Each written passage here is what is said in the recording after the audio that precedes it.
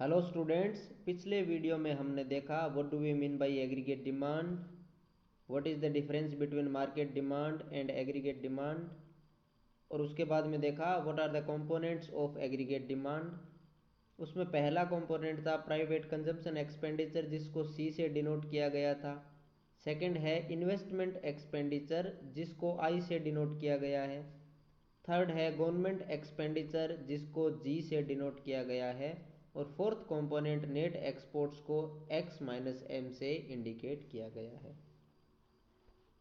इस वीडियो में हम देखेंगे एग्रीगेट डिमांड की इक्वेशन क्या है, एग्रीगेट डिमांड शेड्यूल क्या है, और एग्रीगेट डिमांड शेड्यूल से एग्रीगेट डिमांड कर्व कैसे बनता है। जब सारे components private consumption expenditure plus investment expenditure plus government expenditure plus X minus M को ऐड कर दिया जाता है तो हमारे पास क्या आ जाता है, एग्रीगेट डिमांड। तो एग्रीगेट डिमांड की इक्वेशन क्या हुई, C plus I plus G plus X minus M. Okay, next देखते हैं what do we mean by aggregate schedule. Aggregate schedule aggregate demand और इनकम का एक टेबुलर फॉर्म में रिप्रेजेंटेशन ही एग्रीगेट शेड्यूल है। यहाँ पे इनकम को डिनोट किया गया है वाई से, कंजम्पशन सी, इन्वेस्टमेंट आई, और एग्रीगेट डिमांड को सी प्लस आई लिया गया है। यहाँ पे टू सेक्टर मॉडल की बात की जा रही है, जहाँ पे ओनली कंजम्पशन प्लस इन्वेस्टमेंट दो ही फैक्टर लिए गए हैं एग्रीगेट डिमांड के, सिंप्लिसिटी के लिए, ताकि हम एग्रीगेट डिमांड शेड्यूल और एग्रीगेट डिमांड कर्व को अच्छे से समझ सकें। अगर इनकम का लेवल जीरो है तो भी कुछ ना कुछ कंजम्पशन तो एक कंज्यूमर करेगा, एक इकोनॉमी में कुछ ना कुछ कंजम्पशन तो होगा। तो कंजम्पशन क्या है 20 और इन्वेस्टमेंट क्या है 20। सी प्लस आई दोनों को ऐड किया जाएगा तो कितना होगा 40। तो यहाँ पे एग्रीगेट डिमांड कितनी है 40। फिर सेकंड में 40 अगर इनकम हो जाती है तो कंजम्पशन इंक्रीज होके 20 से इंक्रीज होके 50 हो रहा है, और इन्वेस्टमेंट इंक्रीज नहीं हो रहा है क्योंकि यहाँ पे इन्वेस्टमेंट इनकम से इंडिपेंडेंट है, इन्वेस्टमेंट पे इनकम का कोई भी इम्पेक्ट नहीं पड़ रहा है।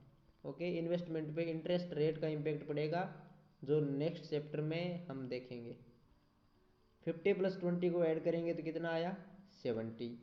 फिर नेक्स्ट में इनकम जब 80 हो रही हो इंक्रीज होके, तो कंजम्पशन भी इंक्रीज हो रहा है 50 से 80, और इन्वेस्टमेंट 20 का 20 है। 80 और 20 को ऐड किया तो क्या हुआ 100। फिर नेक्स्ट में इनकम कितनी हो रही है 120, कंजम्पशन फिर से इंक्रीज हो रहा है 80 से 110, इन्वेस्टमेंट 20 का 20, इन सब को ऐड करेंगे तो 130। नेक्स्ट कॉलम में 160 इनकम हो रही है तो कंजम्पशन फिर से 140 हुआ, 140 में 20 ऐड किया तो यहाँ पे एग्रीगेट डिमांड कितनी आई 160।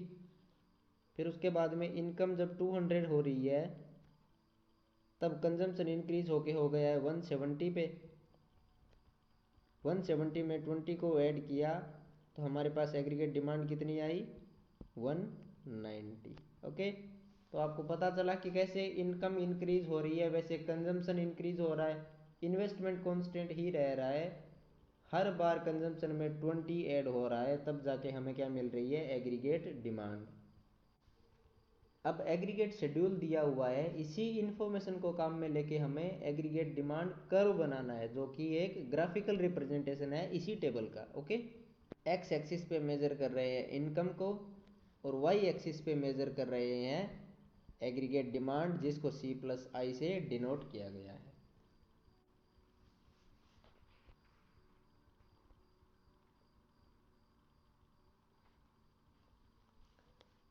जब इनकम का लेवल जीरो है तब एग्रीगेट डिमांड कितनी थी 40।